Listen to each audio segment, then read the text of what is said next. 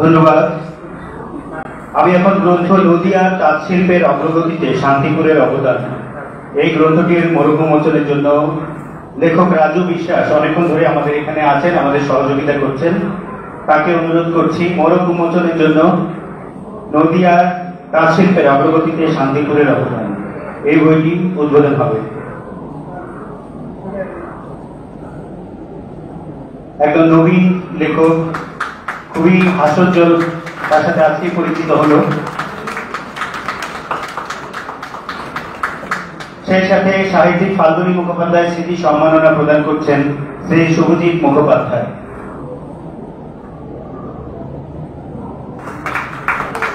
আমি অনুরোধ করব রাজু বিশ্বাসকে তার অনুভূতি সংক্ষেপে আমাদের জানানোর জন্য। নমস্কার সকলকে। এখানে উপস্থিত সকল জ্ঞানীগুণী ব্যক্তি এবং সাহিত্যিক, কবি, প্রাবন্ধিক সকলকে আমার অভিনন্দন এবং প্রণাম। আমার প্রথম লেখা প্রকাশিত হয় জেলাভিত্তিক গবেষণা গ্রন্থে বাংলা ধান এবং প্রাচীন লোক সংস্কৃতি, এবং এটি আমার দ্বিতীয় কাজ। এটা গবেষণা ধর্মী একটা বই, নদিয়া তাঁত শিল্পের অগ্রগতিতে শান্তিপুরের অবদান। এই বইটিতে আমি দেখানোর চেষ্টা করেছি যে 1947 সালের পর পূর্ব বাংলা থেকে অনেক মানুষ এই তাঁত শিল্পের সঙ্গে যুক্ত হয়েছে এই নদিয়াতে এসে, এবং তাদের মানে বেঁচে থাকার লড়াই এবং এই অর্থনীতিকে কেন্দ্র করে যে একটা শিল্প হতে পারে, এবং এটি যে কত বৃহৎ অর্থনীতির চাকাকে অগ্রগতিতে সাহায্য করতে পারে, এটা একটা সেটা আমি দেখানোর চেষ্টা করেছি আমার বইটিতে। এবং রাজ্য সরকার এবং কেন্দ্র সরকার কেউই এই শিল্পটা নিয়ে ওয়াকিবহাল নয়, এবং যদি তারা এটা আমার লেখা এবং সাধারণ মানুষকে আমি অবগত করতে পারি, তবে আমার লেখাটা সার্থক হবে আমি মনে করি।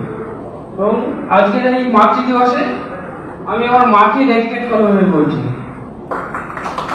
ধন্যবাদ, থ্যাংক ইউ। আজকে এত কবি প্রাবন্ধিকদের মাঝখানে আমিও কিছুটা ভাবাবেগ হয়ে পড়েছি।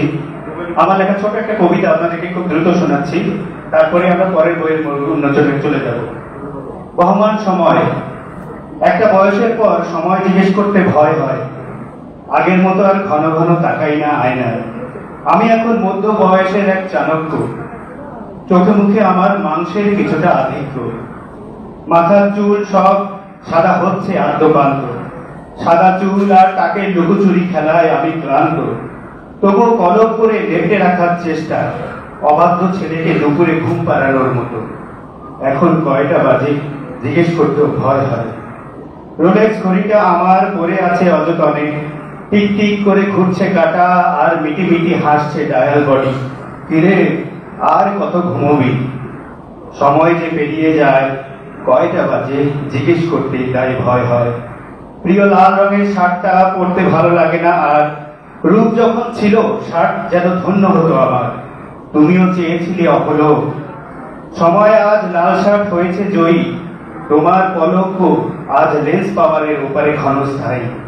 লাল রং আজ বড্ড বেমানান যেন আজ, সাদায় যে ছেয়ে আছে আমার সমস্ত সাজ। এখন কয়টা বাজে জিজ্ঞেস করতে ভয় হয় আজ। হাঁটুর মালায় চাকি এখন বাজায় থাকি, উঠতে বসতে ধরি লাঠি, বুঝি নিয়তির কলকাঠি। ফুটবলের চ্যাম্পিয়ন ক্রেসটা আজ হাসছে মিটিমিটি। ফিরে গোল দিবি না, গোল করছে ফাঁকা। কিবার গেছে চলে তারও ছবিতে মালা, হাঁটুতে আজ দারোগার হ্যান্ডকাফের মালা। এখন কয়টা বাজে জিজ্ঞেস করতে ভয় হয় তাই। দুপাটির 32 দাঁত সৈনিকের মতো আর দেয় না পাহারা। বসন্ত পেরিয়ে কেউ শহীদ কেউ বা দিশেহারা। চৌকস চর্বিত চর্বণ রণবীর আজ ক্লান্ত, মারির জোরেই যতখানি এগোয় নইলে সেও শান্ত। ফোকলা হাসি দিয়ে থেমে থেমে কাশেন, তবু আজও খুঁজে তার নাটোরের বনলতা সেন। সময়ের এই অমোঘ নিয়ম মেনে নিতে হয়, কয়টা বাজে তাই তো জিজ্ঞেস করতে এত ভয় হয়। ধন্যবাদ, থ্যাংক ইউ। আমি এরপরে ডেকে দিচ্ছি পরের বইটি প্রকাশনের জন্য খুকুমনির কলমে আবল তাবল, লেখিকা সামাউল রহমান। এই খুকুমনির কলমে আবল তাবল, এটি তার প্রথম প্রকাশন এই প্রকাশনা সংস্থার কাছ থেকে। মঞ্চে ডেকে নিচ্ছি সামান রহমানকে। আমরা করতালির মাধ্যমে তাদেরকে উৎসাহ দেই। আপনারা কবিতাটি পড়বেন, খুবই সুন্দর কবিতা, জীবন ভিত্তিক। আর সেই সাথে শ্রী শুভজিৎ মুখোপাধ্যায়কে অনুরোধ করছি সাহিত্যিক ফাল্গুনী মুখোপাধ্যায় স্মৃতি স্মারক সম্মাননা প্রদান করার জন্য সামান রহমানকে।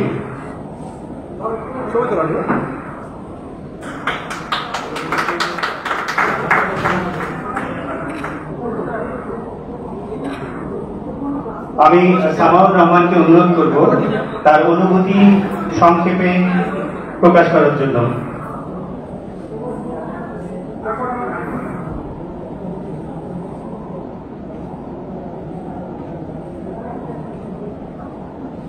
সামান রহমান তার অনুভূতি খুব সংক্ষেপে আমাদেরকে জানাবেন।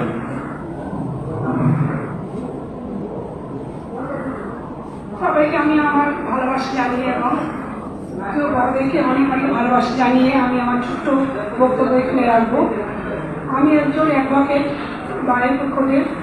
ছোট থেকে আমার স্বপ্ন ছিল যে আমি কবিতা লিখবো। তো সেই স্বপ্নটি অ্যাকচুয়াল পূরণ করতে উৎসাহিত করেছিলেন আমার মা। এখানে আমি আজকে আমার মা পৃথিবীতে নেই, তো আমি গল্পটাকে উৎসর্গ করেছি আমার মাকে এবং বাবাকে এবং আমার হাজব্যান্ড আরিফ ইকবাল, কন্যা আরা ইবনাথ এবং আমার ভাই মুস্তাফিজুর রহমানকে উৎসর্গ করেছি এবং শ্বশুর মশাই হারুন আর রশিদ ওই কাকাকে উৎসর্গ করেছি হাফিজুর রহমান। তো ছোট্ট কয়েকটা কথা বলতে চাই। অ্যাকচুয়াল আমি মনে করি যে সবই সম্ভব, পৃথিবীতে অসম্ভবের কিছু নেই। তো সমস্ত বিয়েদেরকে আমি বলবো তোমরা চেষ্টা করো, অবশ্যই তোমরা আগে এগিয়ে যেতে পারবে। তো এখানে আমি কয়েকটা ছোট গল্প লিখেছি। প্রথমে আমি যে আমাদের শুভজিৎটাকে জানাই অনেক অনেক ভালোবাসা, উনি নাহলে আমি এখানে আসতে পারতাম না। আমার হাজবেন্ডের সাপোর্ট তো অবশ্যই আছে। তো এই বন্যার সব প্রকাশক সমাজ থেকে আমি উদ্দেশ্য করে একটা কবিতা লিখেছি, সেটা একটু পাঠ করবো, ছোট্ট করে একটু পাঠ করছি। কবিতার নাম লেখিকা হবার আশা। লেখিকা রূপে আসিতেছি আমি, দেব তোমাদের মাঝে ধরা, পড়িও আমার বইখানি, যেখানে লেখা আছে রঙিন মনের কথা। বইটি আমার সংগ্রহ করিয়া তোমরা যদি পড়িতে পারো, ধন্য হবে আমার জীবন, এটাই মনে রেখো। লেখিকা হওয়ার বাসনা ছিল সুপ্ত মনের আশা, তাই তো আবার জাগলো চেতনা, লেখিকা হবার আশা। হিন্দু রূপে আসিতেছি আমি, দেব তোমাদের মাঝেতে ধরা, দয়া করে তোমরা ভরিয়ে দিও আমাকে ভালোবাসা।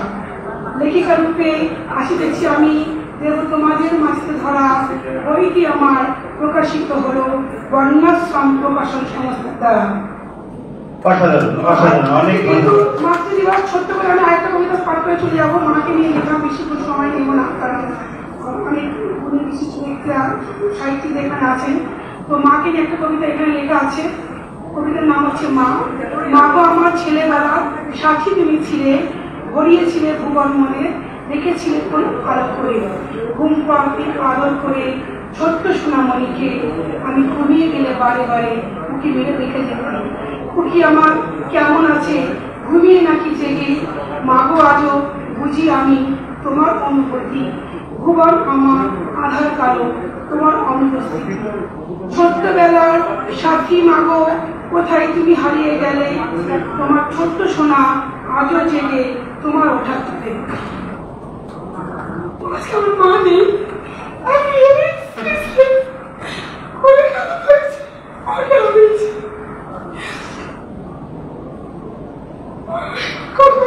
ঠিক আছে, ধন্যবাদ।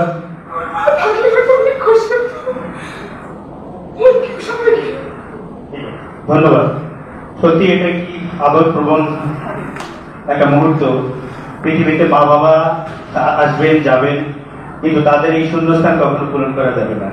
আমরা সমস্ত চলে যাওয়া পিতা মাতার আত্মার প্রতি শ্রদ্ধা জানাই, তাদের শান্তি কামনা করি।